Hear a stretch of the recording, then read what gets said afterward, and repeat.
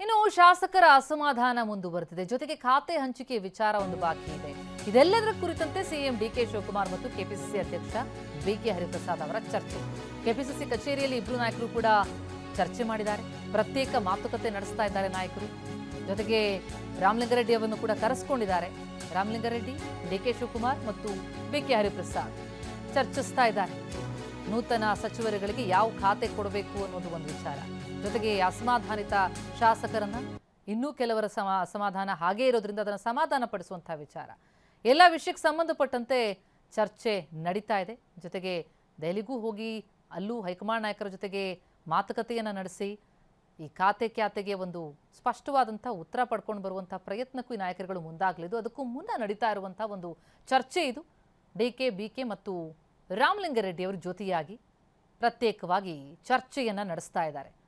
ಬಹಳ ದೊಡ್ಡ ಸವಾಲಾಗಿ ಪರಿಣಮಿಸಿರುವಂಥದ್ದು. ಯಾಕಂದರೆ ಸಂಪುಟ ವಿಸ್ತರಣೆಯಾಗ್ತಾ ಇದ್ದಂತೆ ಸಚಿವಾಕಾಂಕ್ಷಿಗಳಲ್ಲಿ ಹಲವರು ಬಹಳ ದೊಡ್ಡ ನಿರಾಸೆಯನ್ನು ಎದುರಿಸಿದ್ರು. ಅವರ ಬೆಂಬಲಿಗರು ಬಹಳ ದೊಡ್ಡ ಮಟ್ಟಿಗಿನ ಪ್ರತಿಭಟನೆಯನ್ನು ನಡೆಸಿದ್ದಾರೆ.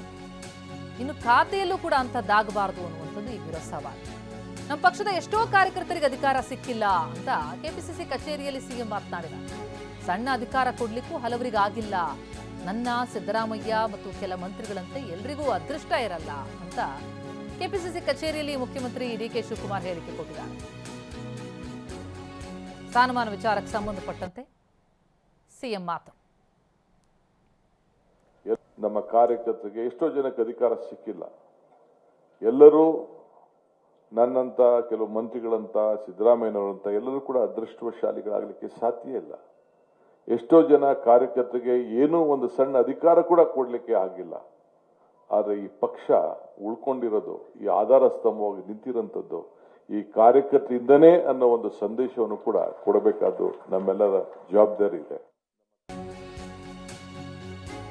ನಾನು ಚೀಫ್ ಮಿನಿಸ್ಟರ್ ಆದರೂ ಕೂಡ ಇಲ್ಲಿ ನಾನು ಕಾರ್ಯಕರ್ತನೇ. ಅಧಿಕಾರ ಯಾರಿಗೂ ಶಾಶ್ವತ ಅಲ್ಲ, ವ್ಯಕ್ತಿಗೂ ಅಲ್ಲ, ಪಕ್ಷಕ್ಕೂ ಅಲ್ಲ ಅಂತ ಮುಖ್ಯಮಂತ್ರಿ ಸೇವಾ ಮನೋಭಾವ ಇಟ್ಕೊಂಡು ನಾವು ಇಲ್ಲಿಗೆ ಬಂದಿದ್ದೀವಿ. ಕಾಂಗ್ರೆಸ್ ಪಕ್ಷ ಯಾವತ್ತೂ ಯಾವುದಕ್ಕೂ ಜಗ್ಗಲ್ಲ, ಬಗ್ಗಲ್ಲ, ಕುಗ್ಗಲ್ಲ ಅಂತ ಕೆಪಿಸಿಸಿ ಕಚೇರಿಯಲ್ಲಿ ಮಾತನಾಡಿದ್ದಾರೆ ಡಿಕೆಶಿ. ನಾವೆಲ್ಲ ಕಾರ್ಯಕರ್ತರೆ. ನಾ ಚೀಫ್ ಮಿನಿಸ್ಟರ್ ಆದ್ರೂ ಇಲ್ಲಿ ಕಾರ್ಯಕರ್ತನೆ, ಅದು ನನ್ನ ನಂಬಿಕೆ. ಕಾರ್ಯಕರ್ತರಾಗಿದ್ರೇನೆ ಪಕ್ಷ, ಪಕ್ಷ ಇದ್ರೇನೆ ಸರ್ಕಾರ, ಸರ್ಕಾರ ಇದ್ರೇನೆ ದೇಶ. ಇದು ನಮ್ಮ ತಲೆಯಲ್ಲಿ ಎಲ್ಲರೂ ಕೂಡ ಇರಬೇಕು.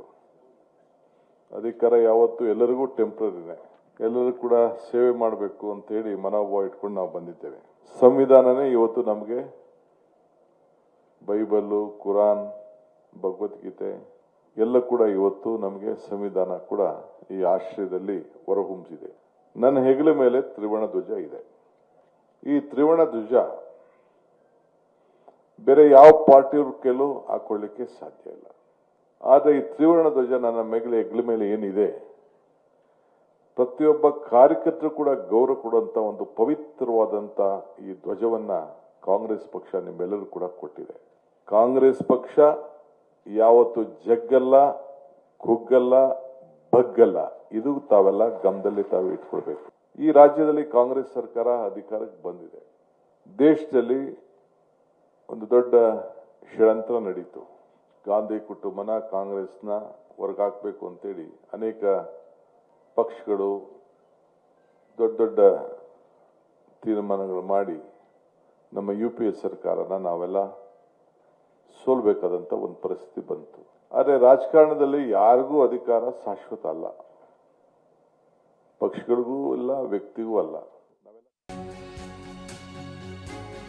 ಇನ್ನು ನೂತನ ಸಚಿವರಿಗೆ ಖಾತೆ ಹಂಚಿಕೆ ನಾಳೆಯೇ ಫೈನಲ್ ಆಗೋ ಸಾಧ್ಯತೆ ಇದೆ. ಇವತ್ತು ಸಂಜೆ ದೆಹಲಿಗೆ ತೆರಳಿದ್ದಾರೆ ಸಿಎಂ ಡಿಕೆ ಶಿವಕುಮಾರ್. ಸಂಜೆ 5 ಗಂಟೆ ವಿಮಾನದಲ್ಲಿ ಸಿಎಂ ಡಿಕೆಶಿ ದೆಹಲಿಗೆ ಪ್ರಯಾಣ ಬೆಳೆಸ್ತಾ ಇದ್ದು ಕೆಂಪೇಗೌಡ ಏರ್ಪೋರ್ಟ್ನಿಂದ ದೆಹಲಿಗೆ ತೆರಳುತ್ತಾರೆ ಸಿಎಂ. ನೂತನ ಸಚಿವರಿಗೆ ಖಾತೆ ಹಂಚಿಕೆ ಮಾಡೋ ವಿಚಾರಕ್ಕೆ ಸಂಬಂಧಪಟ್ಟಂತೆ ಹೈಕಮಾಂಡ್ ಜೊತೆ ಚರ್ಚೆ ನಡೆಸಲಿದ್ದಾರೆ. ಈಗಿರುವಂತಹ ಪ್ರಮುಖ ಸವಾಲದು.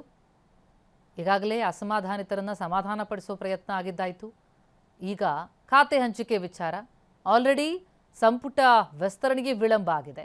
ಈಗ ಖಾತೆ ಹಂಚಿಕೆ ಮತ್ತಷ್ಟು ವಿಳಂಬ ಆಗಬಾರದು ಅನ್ನೋ ದೃಷ್ಟಿಯಿಂದ ಅದರ ಬಗ್ಗೆ ಒಂದು ಚರ್ಚೆ ನಡೆಸಿ ಒಂದು ಸ್ಪಷ್ಟ ನಿರ್ಧಾರಕ್ಕೆ ಬರಲೇಬೇಕಿದೆ. ಹಾಗಾಗಿ ದೆಹಲಿಗೆ ಪ್ರಯಾಣ ಬೆಳೆಸಲಿದ್ದಾರೆ ಸಿಎಂ.